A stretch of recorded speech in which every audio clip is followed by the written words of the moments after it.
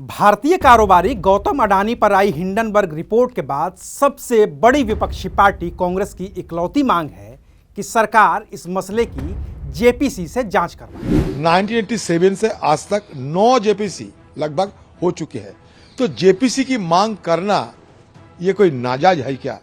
हम तो जेपीसी की मांग कर रहे हैं। हालांकि सरकार की ओर से यह साफ कर दिया गया है कि सरकार का इससे कोई लेना देना नहीं है और इस मामले में सरकार जेपीसी नहीं बनाएगी। जॉइंट पार्लियामेंट्री कमेटी तब बैठती है जब आरोप सिद्ध होते हैं, इनकी तरह कोलगेट के घोटाले होते हैं, 2G का स्कैम होता है, अंतरिक्ष दिमाग का स्कैम होता है, या सिक्योरिटीज पे सरकार पे आरोप लगता है, तब बैठती है।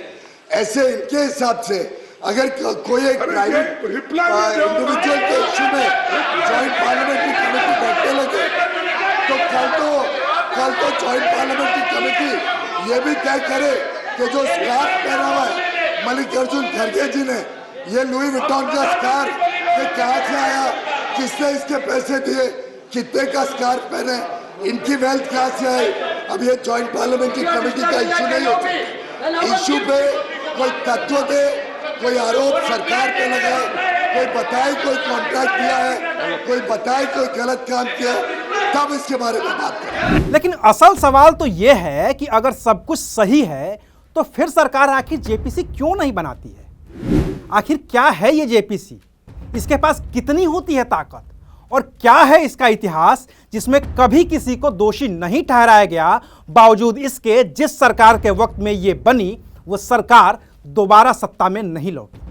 आज कहानी जेपीसी यानी कि जॉइंट पार्लियामेंट्री कमेटी की। नमस्कार, मैं हूं अविनाश और आप देख रहे हैं अनकट। जेपीसी यानी जॉइंट पार्लियामेंट्री कमेटी को हिंदी में कहते हैं संयुक्त संसदीय समिति। जैसा कि नाम से ही जाहिर है, इस समिति में दोनों ही सदनों यानी कि लोकसभा और राज्यसभा के सदस्य होते हैं। समिति में लोकसभा के सदस्यों की संख्या राज्यसभा की तुलना में दोगुनी होती है, यानी कि अगर जेपीसी में लोकसभा के 10 सदस्य हैं तो राज्यसभा के 5 सदस्य ही होंगे। इस समिति के बनने की भी शर्त है, और शर्त यह है कि या तो लोकसभा या फिर राज्यसभा में सरकार की तरफ से इसका प्रस्ताव आए और दोनों सदन इसको पास करें। दूसरी शर्त यह है कि या तो लोकसभा के अध्यक्ष और राज्यसभा के उपसभापति एक दूसरे को पत्र लिखें और मिलकर जॉइंट पार्लियामेंट्री कमेटी बनाएं जिसमें सभी दलों के सदस्य हों। हालांकि जेपीसी संसद की अस्थायी समिति होती है, लेकिन इसके पास किसी मामले में जुड़े सबूत जुटाने की असीमित ताकत होती है और इसकी सिफारिशों को मानने से इनकार करने का मतलब संसद की अवमानना होता है। इस समिति का एक अध्यक्ष भी होता है जिसका फैसला सर्वमान्य होता है। अब ये तो रही कहानी कि जेपीसी बनती कैसे है और उसकी ताकत कितनी है, लेकिन इस जेपीसी ने भारतीय राजनीति के इतिहास में अभी तक किया क्या क्या है, इसके लिए आपको चलना होगा साल 1987 में। तब राजीव गांधी देश के प्रधानमंत्री थे और उनकी कैबिनेट में रक्षा मंत्री जैसे अहम पद पर रह चुके विश्वनाथ प्रताप सिंह सरकार और पार्टी दोनों से अलग होकर राजीव गांधी के खिलाफ बोफोर्स घोटाले का आरोप लगा चुके थे। मामला गंभीर था और इतना गंभीर था कि देश ही नहीं बल्कि विदेश में भी भारत और खास तौर से राजीव गांधी की छवि धूमिल होती जा रही थी। ऐसे में तब देश के रक्षा मंत्री रहे केसी पंत ने 6 अगस्त 1987 को लोकसभा में इस मामले की जांच के लिए एक संयुक्त संसदीय समिति यानी कि जेपीसी बनाने का प्रस्ताव रखा। एक हफ्ते के बाद राज्यसभा से भी प्रस्ताव पास हो गया और तब कांग्रेस के वरिष्ठ नेता बी शंकरानंद की अध्यक्षता में देश के इतिहास में पहली बार जेपीसी का गठन किया गया। 8 महीने में करीब 50 बैठकों के बाद जेपीसी ने अपनी रिपोर्ट दी और बोफोर्स घोटाले में तत्कालीन प्रधानमंत्री राजीव गांधी को क्लीन चिट दे दी।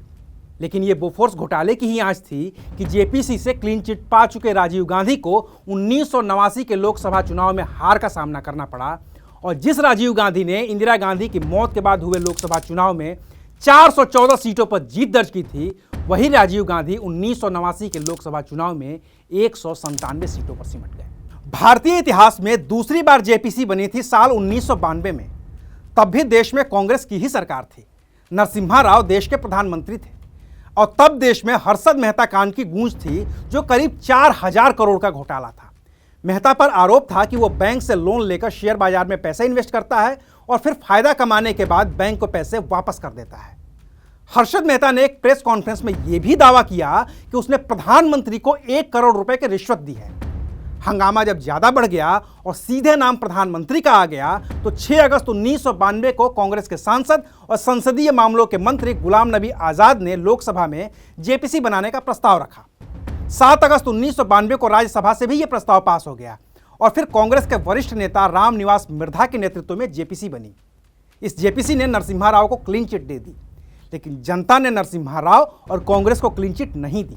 1996 में जब लोकसभा के चुनाव हुए तो कांग्रेस को हार का सामना करना पड़ा। जेपीसी बनाने का तीसरा मामला साल 2001 का है और तब देश में अटल बिहारी वाजपेयी के नेतृत्व में भाजपा और उसके गठबंधन की सरकार थी। तब एक और घोटाला पूरे देश में हंगामा मचा रहा था। यह घोटाला था केतन पारेख का, जिस पर करीब 2 लाख करोड़ रुपए की धोखाधड़ी का आरोप लगा था। इस घोटाले की आंच वाजपेयी सरकार तक भी पहुंच रही थी। लिहाजा संसदीय कार्य मंत्री प्रमोद महाजन ने 26 अप्रैल 2001 को लोकसभा में जेपीसी बनाने का प्रस्ताव रखा।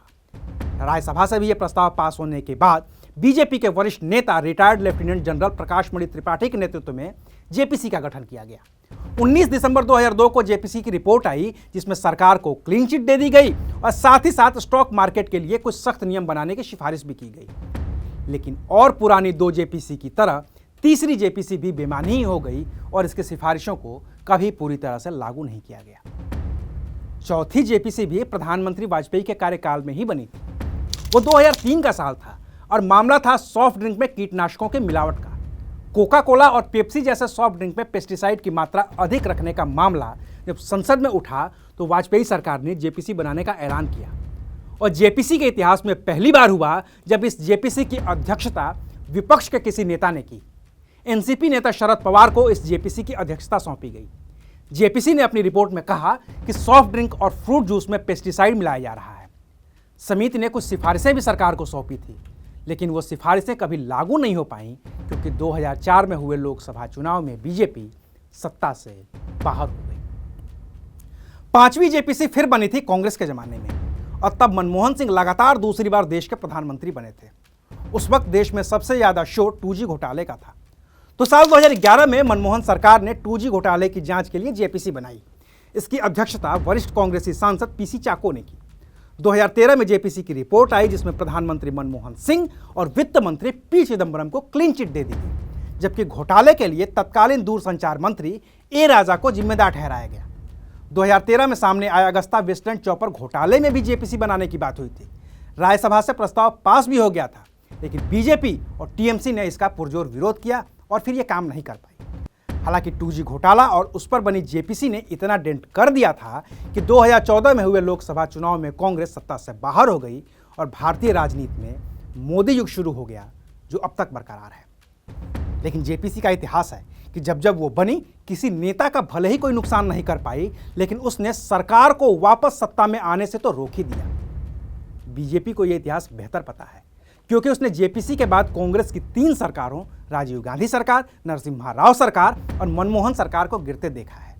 शायद यही वजह है कि बीजेपी सरकार ने जेपीसी की मांग को सिरे से खारिज कर दिया है, वरना जेपीसी तो सरकारों का वो हथियार है जिसके बूते वो हमेशा क्लीन चिट ही पाती आई है। तो जेपीसी पर आज के लिए बस इतना है। फिर मिलेंगे एक नई कहानी के साथ। देखते रहिए अनकट।